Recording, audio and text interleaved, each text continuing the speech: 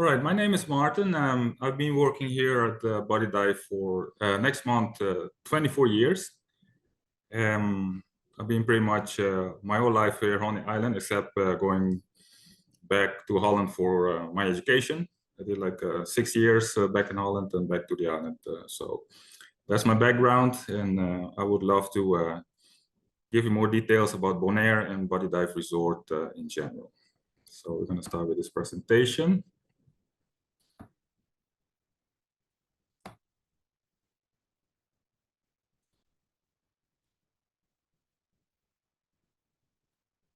So here we have a nice picture at the beginning here of the presentation. This is actually the salt lakes. Bonaire is actually quite a small island, and it has plenty of things to do, not only diving, but in general, a lot of activities happening. One of the main things that the island produces is actually salt. So this is one of the nice pictures we have, nice blue water and also some nice pink salty water that eventually evaporates into salt. So it's nice to know. If you come to Bonaire, you get more information about this nice product we deliver also. So Bonaire is actually located pretty close to the Venezuelan border, like from South America. So we have Bonaire, Curacao, and Aruba, a part actually of the Dutch colony. Back in 2010, we became actually a special state of Holland, while Curacao and Aruba went already and stayed as a part, so-called on their own. So a little bit Bonaire itself, we have, of course, island shaped in a boomerang. Pretty much half the island is actually protected, so that's nice. So that's also good not to get too much development on the island. So it's pretty much half of the island is nature. So we have also Klein Bonaire, where you can see in the middle of the island. So that's also part of a national park. Actually, it's also protected, the whole island. And from zero line to say about 200 feet of water, we have also, of course, one of our oldest parks. Actually, started in '79, and actually it's a nice pilot for other places in the world, as we was one of the first one actually became a national park. Our main capital is called Kralendijk. A little bit more about Kralendijk itself. Back in the old days, the history of the island, we had, of course, the Spanish passing by, but they didn't see any value on the island. But eventually the Dutch took over and they found the salt was pretty good product for actually exporting goods to the Far East and so on. So eventually it stayed actually a part of Holland. So Kralendijk actually, back in the old days, it was called coral dikes, because when the ships came in, they had to go through actually a wall of coral. So eventually it became Kralendijk, but it was first coral dikes in Dutch actually. So that's where the names come from. So I have a pretty nice airport. It's not the biggest one, but it's an international airport. We have different hubs actually coming to Bonaire. So a different part of the United States, of course. Yeah, Houston, you have also New York, you have flights from Florida also coming to Bonaire. So that's not a difficult part to get to the island. The nice thing about Bonaire also, you have the currency, the US dollars. So it's very convenient, of course, for our guests from the US. Don't have to like do exchange rates or whatsoever. We actually also implemented this in 2010. Language here on the island, there's a vast amount of languages spoken here on the island.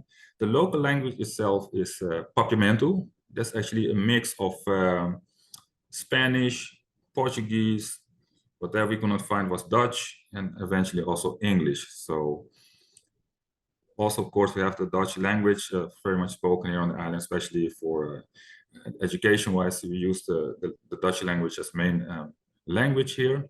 Of course, English and also Spanish we have also. So the island itself is, as I said, not that big. So we have an estimate now a little bit more than 21,000 inhabitants. So it's a nice small community. Then here we have a couple of pictures. We're gonna start first left top is our local parrot. It's called Loras in Papiamento. as we have a lot of birds here on the island, a lot of species, pretty much all of them are protected actually. As I said before, half of the island is also like a quarter is national park, but it's also some part of the island is of course nature reserve actually. So it makes it really nice that the island is nicely protected, so not much to development. On the right side hand, we have top, one of the first settlement in Bonaire. It's called Rincon. This was actually a settlement when Indians very long time ago used to find a shelter because it's nice protected of some tiny hills where the ships would come in, couldn't see what's any development on the island. Then the bottom left, we have the salt lakes again. You can see a pretty mountain of salt. This is the main export we have on the island. As I already said, this is the only product we actually export. Other than that, the main income for most people on the island is, of course, the tourism and diving. Then the right side bottom, we have also a pretty particular picture actually. This is the village, actually our city called Kralendijk. But this picture is very special because all the sailboat is facing actually west.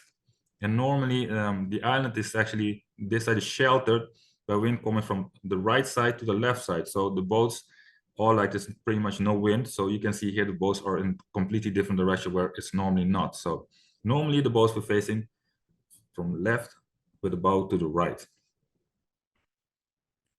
Then top left, we have actually, of course, a little bit about our history, the slave huts. Back in the days, of course, the Dutch colony got the slaves from Africa and shipped them to Bonaire to practice here at the salt lakes. So these slaves were in these tiny huts, actually 5 to 6 slaves at the same time in one this tiny area. So this has been a little bit patched up the last couple of years. And then you see on the right side hand, we have also the national park called Slagbij. And this is also back in the old days where charcoal, goat meat, and other salt also will be transported to Curacao, the next island we have. So we have this big building here with, it was more like an area to have all the products in, waiting for the sailboats to come in to get picked up to the other islands. And left also of the same pitch, you're going to see this hill. This hill is called Brandaris, one of the highest hill we have here on the island. We don't have mountains, but it's only about 275 meters high. On the bottom left, we have a cave. We have some wet caves here on the island where you can actually go explore and also do some snorkeling. As all caves are protected, we have also bats present in these caves. So only under supervision or like guides, local guides are allowed to take guests into these caves to do their tours. Right bottom side, we have the island of Klein Bonaire. As I said before, the whole island back in 2000 it was for sale actually. There were two private entities actually on this island. So it was for sale, and then eventually the Bonaire Marine Park actually purchased this island, and it made it into a national park. And this one is actually called No Name Beach, this nice beach we have, and it's actually one of the nicest beaches we have actually on Bonaire, but it's sadly not located on Bonaire itself, it's on Klein Bonaire. Top left, we have, of course, also, back in the old days, there was also, of course, Indian, as I said, living on the island, some inscriptions on the caves. There's also some tours that is being offered. Then bottom left, we have a so-called, let's see here, dolphins. Of course, it's a big ocean, so there's a big of wildlife going around. And the fellow in the back is actually a kite surfer.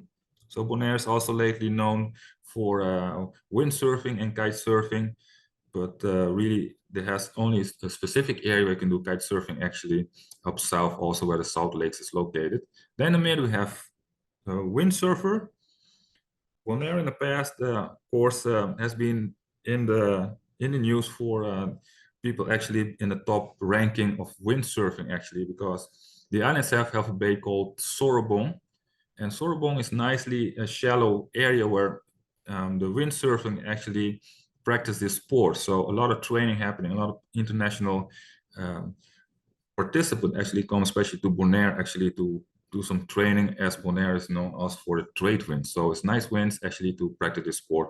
And you can see also in the sail, it has net 180. This is the number actually from Holland. You have also people from Australia, also from other parts from Europe actually, and the United States actually come especially Bonaire to practice this sport. Then top right, we have also, this is taken also in Sorobong, as is the shallow area, some parts also protected. And we have a lot of turtle grass, and also where these turtles actually come and nestle and lay their eggs, also the rest of the part of the island itself. Then we're going to talk about liver diving, especially that's what you're here for. So we have 80 dive sites. So about 60 actually are actually marked and accessible from shore. Most of the dive sites is marked with a yellow rock, so it makes it very convenient for guests showing up to a certain location and just have to take a look on the rock. The name will be written on that yellow rock, and of course we have also maps. We get also from Stinapa actually, that actually print out these maps that's free when you get to the dive shop to actually check in. So it's really nice. You won't get lost on the island, it's a small island anyway. And these yellow rocks make it really convenient for you to find your way back. So also, of course, as pretty much all the dive sites are easy and exit actually from the water. And it makes also nice, not only for daytime diving, also for night dives. It's very nice. You can just, park your car, set up your equipment and walk into the water nice and easy. That can be during daytime, during sunset, or during night dive. So it's very, very convenient. So as I said before, very calm, clear waters.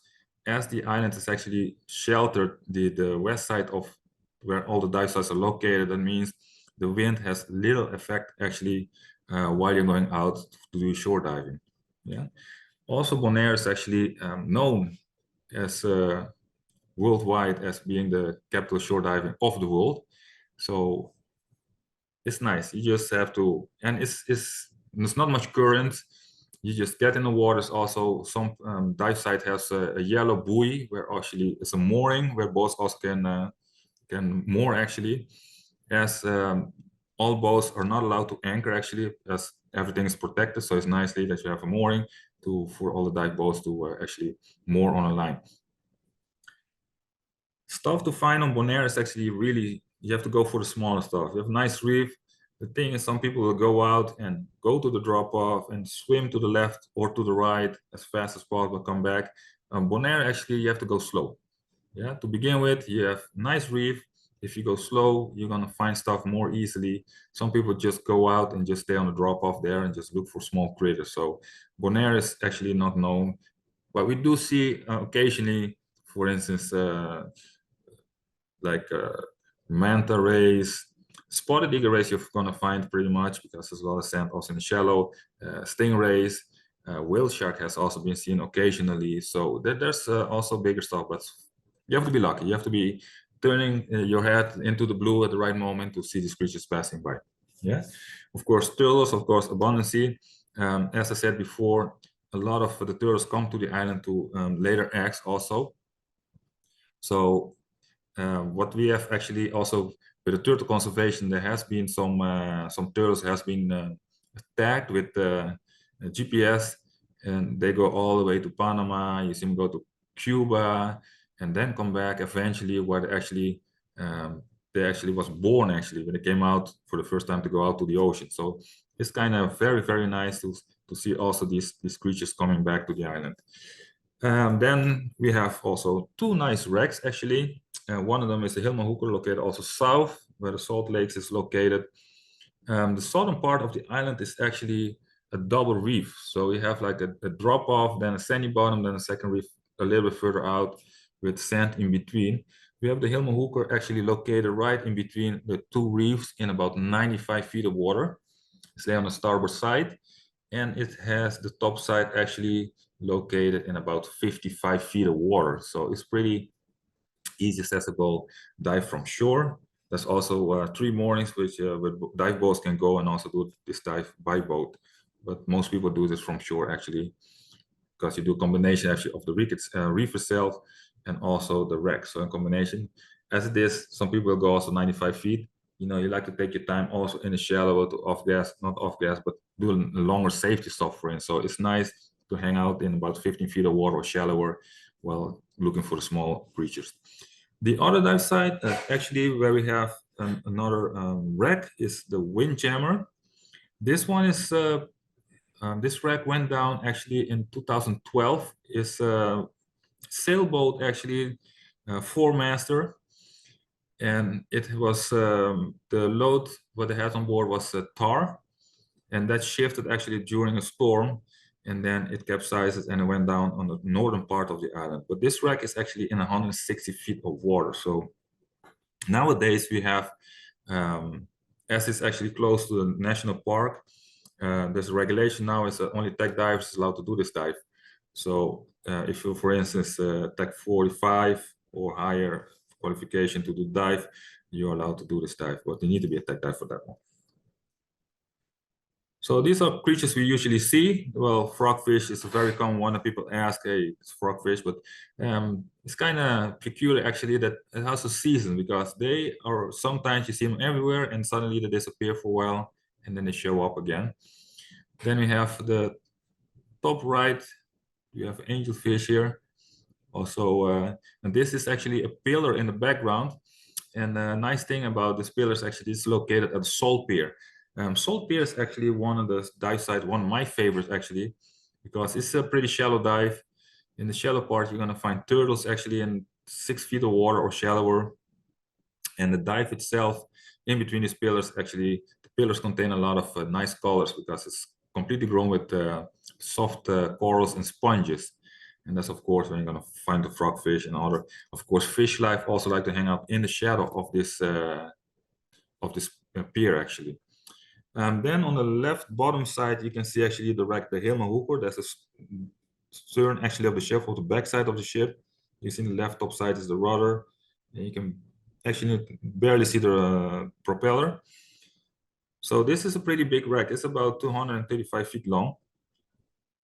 So this you think it's a small wreck, but once you're down there, you have plenty to see there, and just go around and venture actually for that 25 minutes you got bottom time there. As I said before, is between 55 and 95 feet of water. Then the bottom right is, of course, one of the many turtles you will see, especially if you go to salt pier. Then top is where we see like a spiny lobster. This one is also taken actually the background. You see like a shade. That's actually also the wreck Hooker. And there's some place laying also on the side of the ship where a lot of creatures like to just find their spot actually to hide. More eels also find there. Tarpons, you're gonna find a lot of them hanging out in the wreck, and also barracudas. Then top right, you have, of course, seahorse. There's a lot of people actually do macro and other stuff like to take pictures of this nice creature. And the left bottom is actually a general coral layout. As you can see, this has actually some sea fans. Sea fans you find mostly on the east side of the island. Usually on pretty quiet days when it's not much wind, also this part of the island becomes available for you to do some shore diving. But we recommend actually to have a guide, because going in and going out, you need to be exactly right spot on, because otherwise you're going to be climbing some rocks, but not very handy with dive equipment on. So then right bottom side is another picture of course, the salt pier. So you see also some tube sponges, rope sponges also, and nice fast colors. So a little bit about the resort. Resort of 73 apartments, including some studios, 1 3-bedroom apartments. All bathrooms what we have here are air conditioned. And also it's nice to know, of course, some people want to do diving here and take a shower and go to bed, but it's good to know also we have 2 restaurants on site. I will tell you a little bit more about that later. We got 2 swimming pools. We got 2 also raised sandy beaches. Yeah, the northern part of the island is actually more rocky, so it's elevated. Also, the entries are not very easy, but with steps or some parts you can get also in the water. Body dive is actually located where we have a little bit more rocky coastline. Yeah, we have our own fleet of car rentals, so we have about almost 100 cars for rent.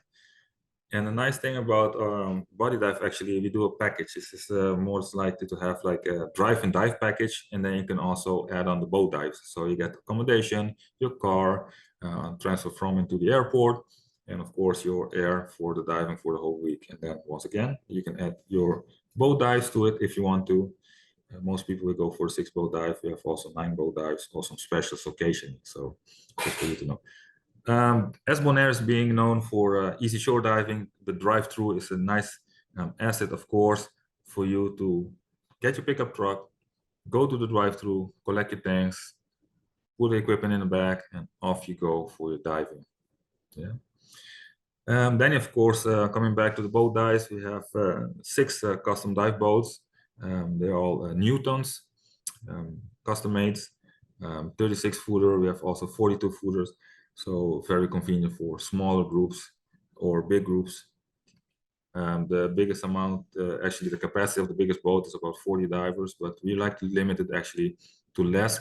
So the experience, of course, of all the divers will be nicer instead of having the big groups. Our house reef is accessible 24/7. Yeah, as you can see in the back, we have the restaurant, also the breakfast area. Down we have the dive shop and the rental area.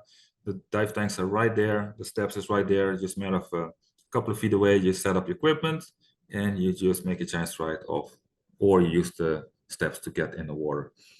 The thing is also same thing as shore diving.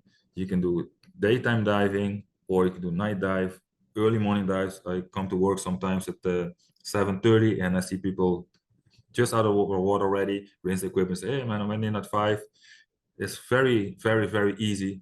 You just get out of your room, you go down, set up your equipment, get in the water, do your dive, come back out, and then you go to breakfast. So that's just depending how who would prefer to do your diving here on the island.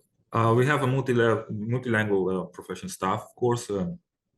We offer, of course, first of all, English courses in English, of course. We have also Dutch, Spanish, also we have French instructor also on site. So we have pretty much most of the languages covered.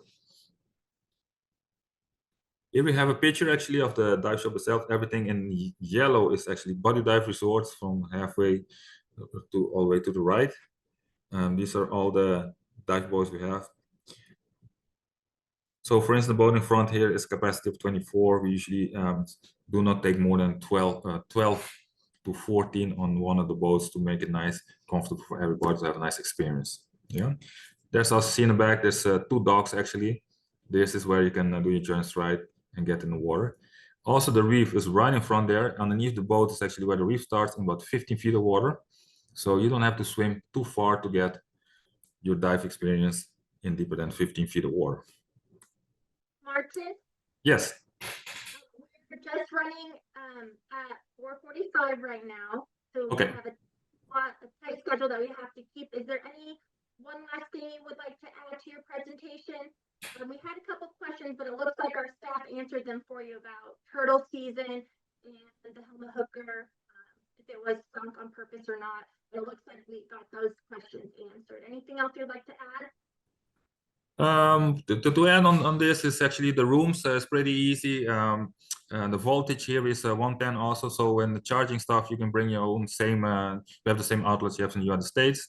We also offer. We have tech department. It's also good to know for people doing like rebreathers and stuff. We have the tech support for different types of rebreathers. We have sophomore line. We have fails to 100%.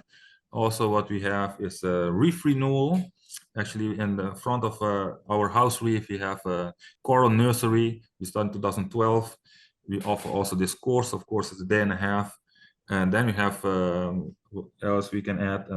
Children's program, also good to hear. If families like to come to Bonaire, we offer from seal, sassy, from 6-year-old, 8 years old, then 10 years old. You're gonna get the kids can do the junior open water. Also in combination with Kidsy Camp, we have this coming year, 2026, we have spring break, also the summer, and also in November also they're gonna have their weekly also event here on the island. So you can check it all on our website, actually, bodydive.com.